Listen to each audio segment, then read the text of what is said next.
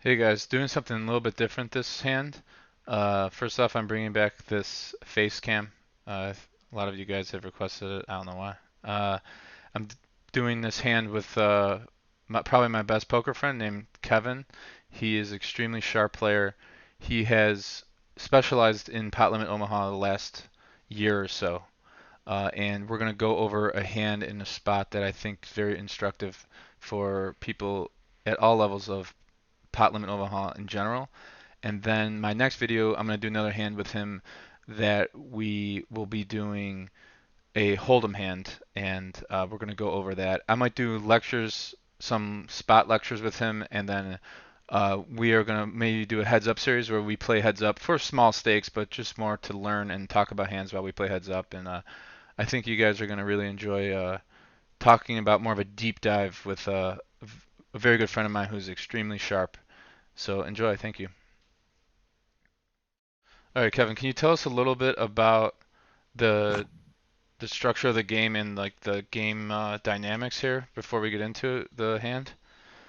Yeah, of course. We're playing 5-5 PLO, and the straddles are kind of random. I mean, there's usually a straddle on, and although I prefer it to be under the gun, not all the players go for that. So it's often on the button, and I'm trying to put the straddle on as often as possible. Do Um, you think that's like my question is because I play in these games a lot. Straddling in general is considered minus EV, but it seems like a lot of the regs do straddle the button in this PLO game. Yeah, that's right. So, I mean, anytime you're putting dead money into the pot, right? So it doesn't seem to be plus EV, but I think I think the main reason why I'm doing it and a lot of the other regs are also doing it, like you mentioned, is just because it allows it, creates the potential for much bigger pots and it allows some of the uh, it allows players to make mistakes for twice as many big blinds, So, and that's happening frequently enough that it's worth taking the hit in terms of putting in dead money to allow for the potential for these just gigantic errors in terms so, of multiple big blinds. so this might not make sense, but if this game was a no limit game, if it was Hold'em, but you had like the same player types and the same kind of action, would you be straddling the button if this was like that type of game? Uh, well, it's weird because I always really hated the button straddle and hold 'em just because It I kills think it, action for the yeah, early position and stuff. yeah, it's so bad when you're in the blinds. So I mean, I always fight for it to be under the gun as much as I can, but sometimes I just can't make it happen. Okay. In I don't know. I mean, it's still a major disadvantage being in the small or the big blind Even in in a PLO. button straddle, even in PLO. Yeah, I Yeah. mean, it's tough. And I don't do much limping first in PLO, um, or I mean, in any games really. But that is actually a spot where I will develop a limping range if I'm in the small or the big, Okay. and there's a button straddle on. So technically, because this viewer's kind of weird, I couldn't put the straddle on the button, but it's this straddle's on the button, not under the gun, right? For this hand. Correct. Yes, Okay. correct. It's on the button. So I Yes. just that's yeah. So guys, note that this straddle's technically here, and these two guys in the blinds call, or I think we had the small blind fold, but these guys call, and everyone limps basically to you. That's true, correct? Yeah. Right. So Okay. we're These games are awesome, aren't they? Yeah, yeah. I mean, there's a lot of limping, and I mean, there are players who are. I mean, in this game particularly, and in a lot of games, I mean, there are people. Many of these players are VPIPing well over 50%. Yeah, last time I played a lady probably VPIP 90%. Yeah, not uncommon. Yeah, Seen all these the time. games are awesome. Yeah. Okay, so you have double suited aces with Jack, which is good, and a seven, which isn't bad at all. On the button, this is like a pure pot, right? Yeah. Oh, it's a dream spot. Yeah, of Yeah. course. Okay.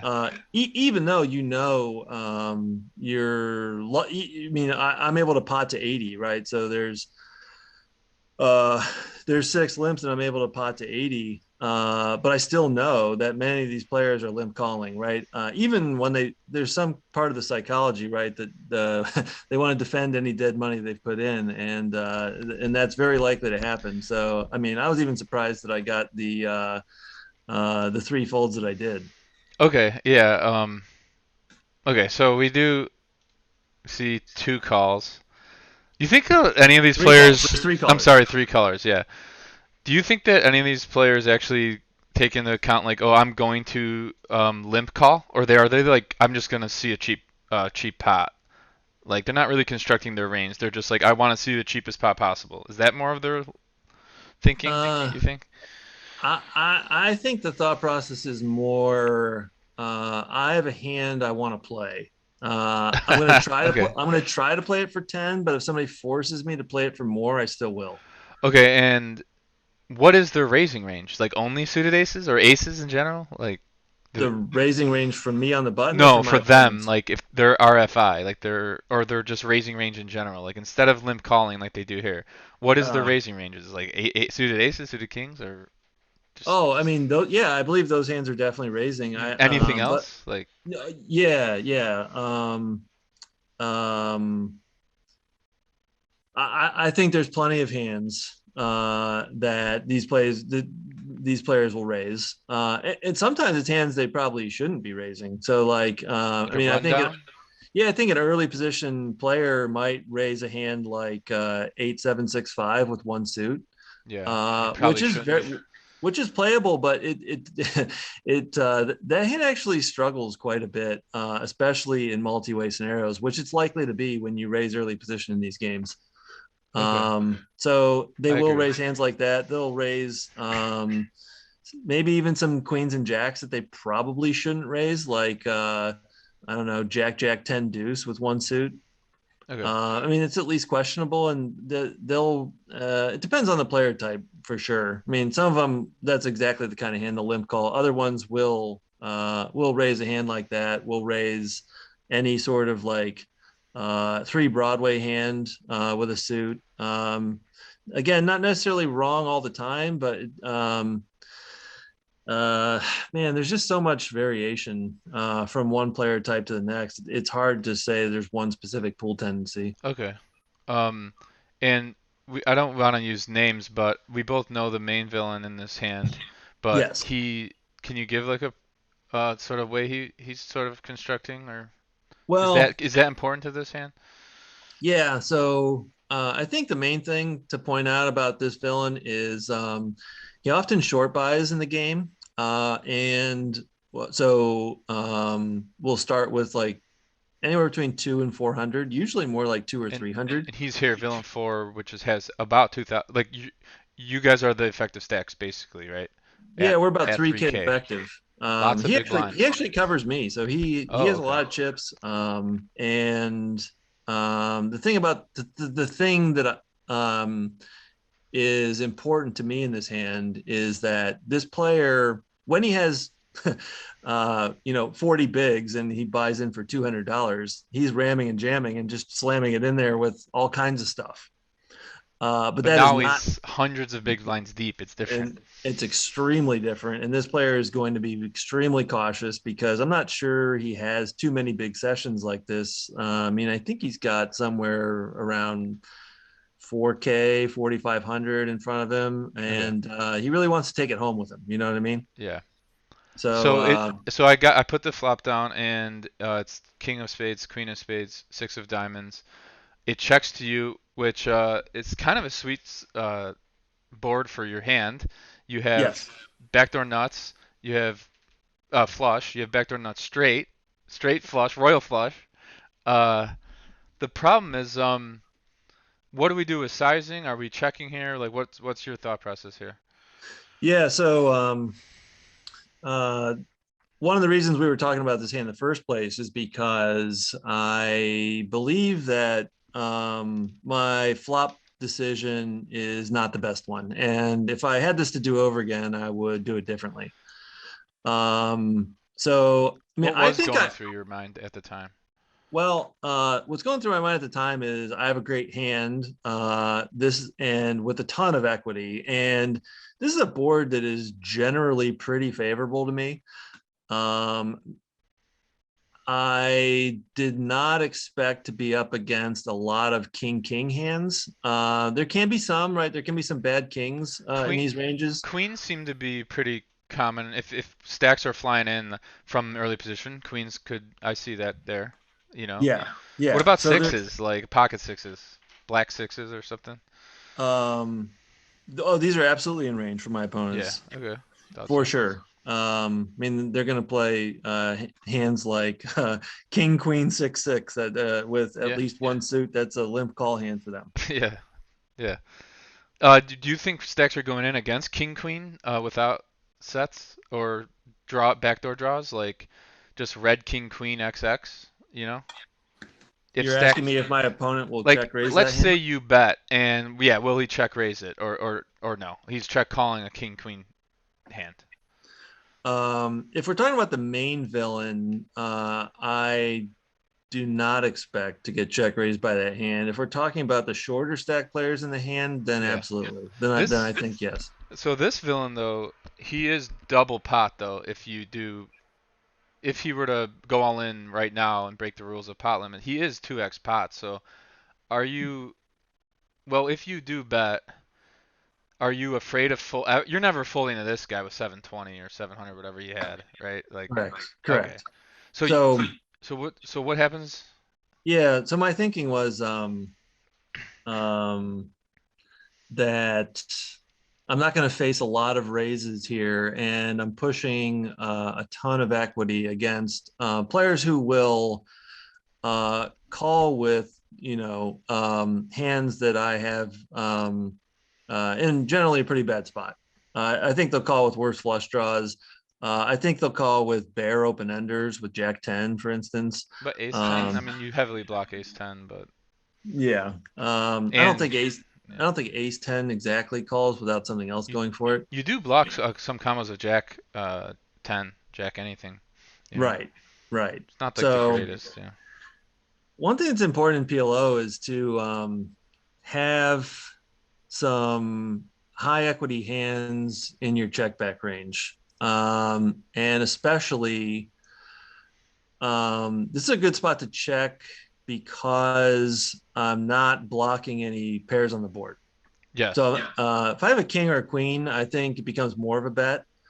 Um, but it's just completely gross. Why? Because you're blocking sets. Exactly. Okay. Yeah, I think that's really important here. Okay. And so not blocking any of those and being very deep with the main villain in the hand. I think check back is preferred. But what happens? Right. Yeah. Yeah. So I bet 140 into 350 and get pretty quickly check raised by main villain in the big blind. hmm I guess on your replay he's under the gun, but we know he's Oh in yeah, big he blind. was in big blind. Yeah, yeah. It's Yeah. sort of the same idea though, right? Yes. Okay. So the worst thing that can possibly happen here does in fact happen, and the big stack and the big blind check raises to pot, which is 770. Okay. So once this happens, after thinking back on the hand, this is what made me realize that I had a prime candidate for checking back on the flop, Yes. and Uh, I think while I don't think this is a gigantic mistake, I think it's a slight mistake, and I think because I think check back is preferred I also in this. think it's a mistake that sort of is very common, especially if you're coming from Hold'em. But in general, this is a mistake that I think almost any player playing PLO could just cut out of their game or like add to their game, however you want to view it. You know? Don't you agree? Yeah, That's kind of why I wanted to bring this hand up in general. Like yes, this is a because spot you're gonna get into if you play PLO often enough. right, and when you watch top-notch PLO players play, you will find that they have a lot of strong checkbacks. For a lot of different reasons, but we've given a good reason for this hand being a check back because it's really gross to get check raised, because we're not blocking any of the relevant sets, and because we are in position and have plenty of equity to realize on future streets.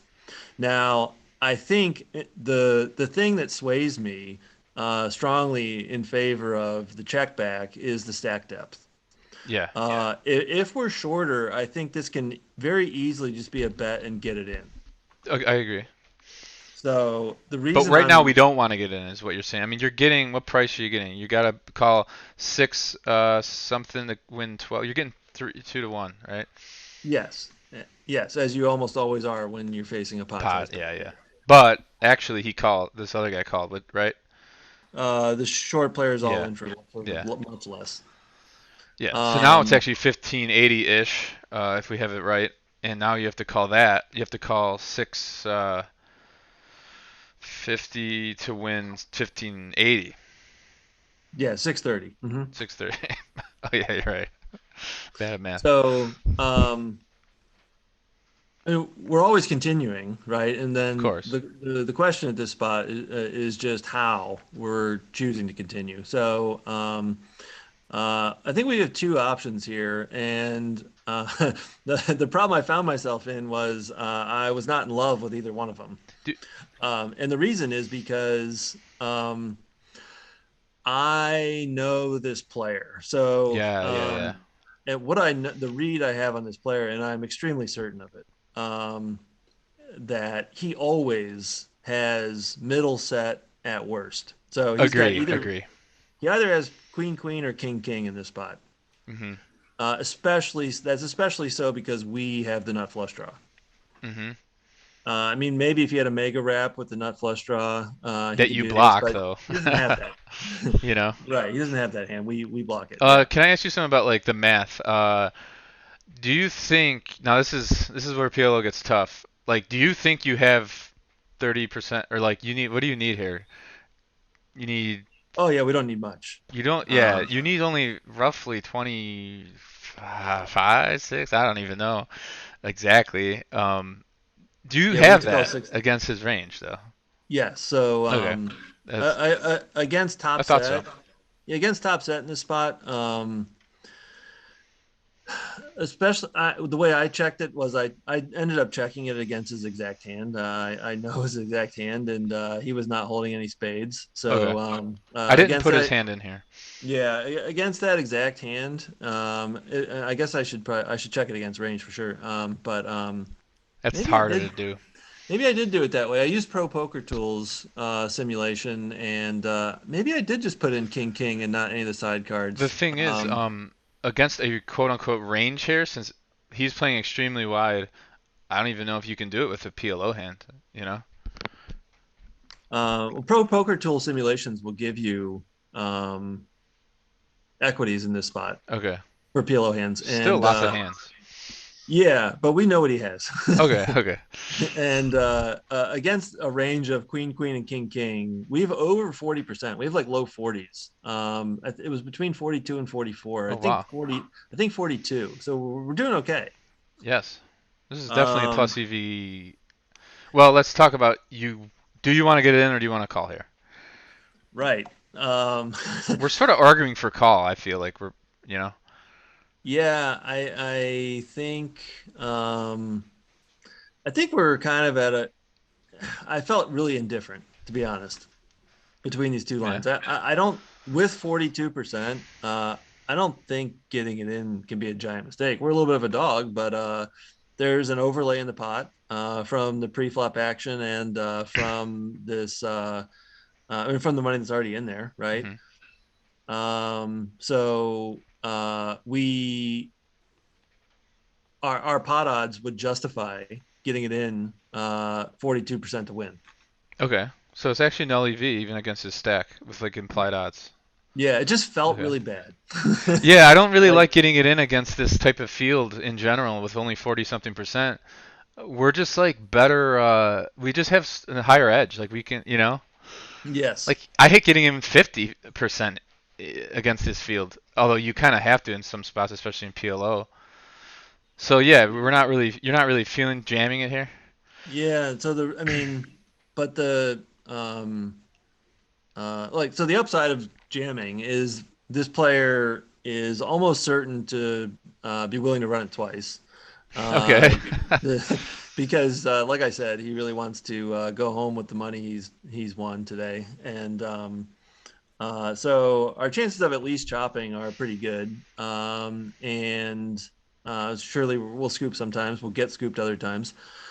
Um, but the problem is like if we call, he's gonna jam turns on bricks, and I don't. And now I we're not getting the right price. We have to And fold. he won't pay off your hands when it comes in for you. Like any spade, basically any Broadway. Well, Jack doesn't even get you there, but If we hit the 10, we're getting it all. a non-spade 10? I Yes. Spade 10 though, no. What do you think? Well, yeah. It's close. Like It just uh, looks like you can have any ace X of spades.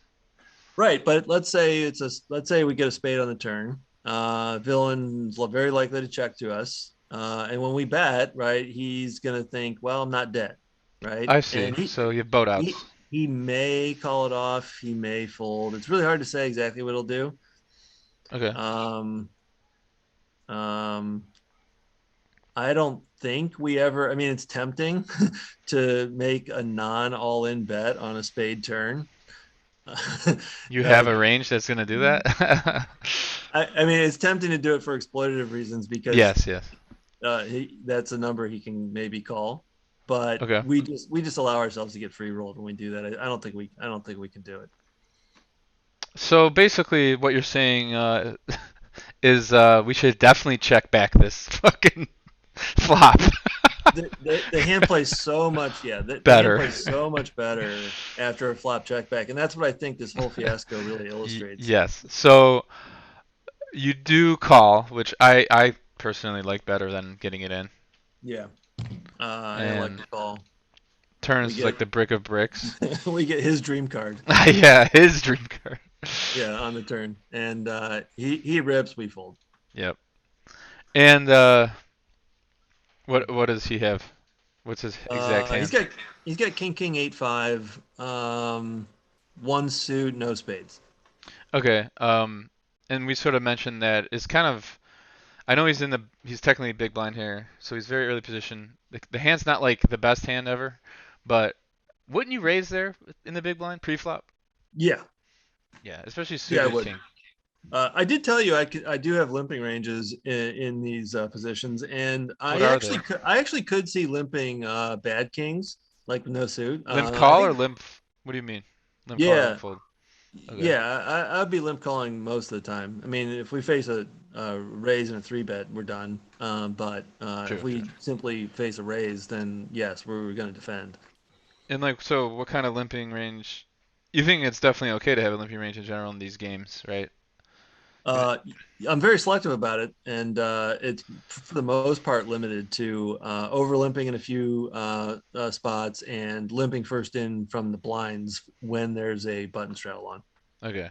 It's pretty narrow range for me. I mean, it's I mean, we're not limping in there with garbage trying to, see a cheap flop for $10 because there can be a lot of action behind that just makes things really bad for us, and we're gonna have to play our hand out of position. So, I mean, we want to have pretty playable hands, but I can see like bad kings being justifiable limp there. Yeah. Okay. Um. So basically, what we basically got at this hand is the check back is the most important thing about it. That you gotta have a strong check back range, and this is what we would consider strong. I mean, are you ever checking back kings, pocket kings? Well, there's I think a great case for checking back king when you also hold the nut flush draw. Okay, Like ace you have a king. hand so strong, right, that can play a little deceptively, and you mean you're crushing the board, making it a little bit harder for your opponents to find calls, um,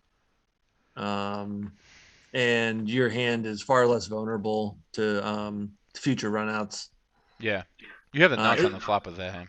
yeah, and it's Players may also be more willing to pay off future bets after you've checked. They often assume that I don't know if they exactly think about it in these terms, but they sort of make some assumptions about you're being capped, and and will pay off It, more on future streets. it's more like a You can maximize. yeah, it's more like a natural thing. Like they don't conceptualize you being capped, but they just can feel it. Yeah, you would You have know? bet if yeah. Yeah. All right, cool. All right. I think this is good enough for this hand. I think it's actually very instructional, despite being it kind of like not.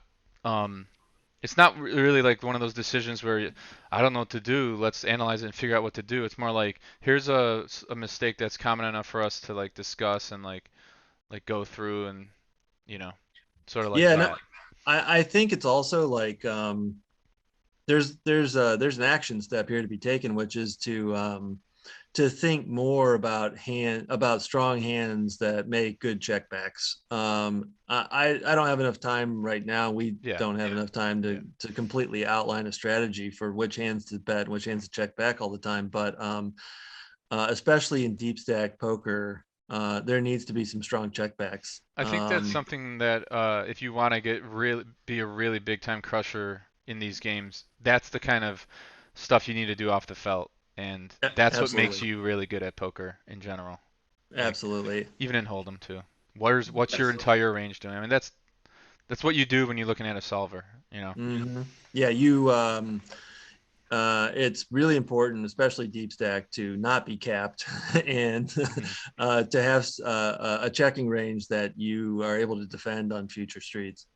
Yes. Even if it's a player that's not really conceptualizing like he's capped or not, they just know. I mean, it's not yeah, it's not uncommon to be in this sort of spot where you need to uncap your range with a check for sure.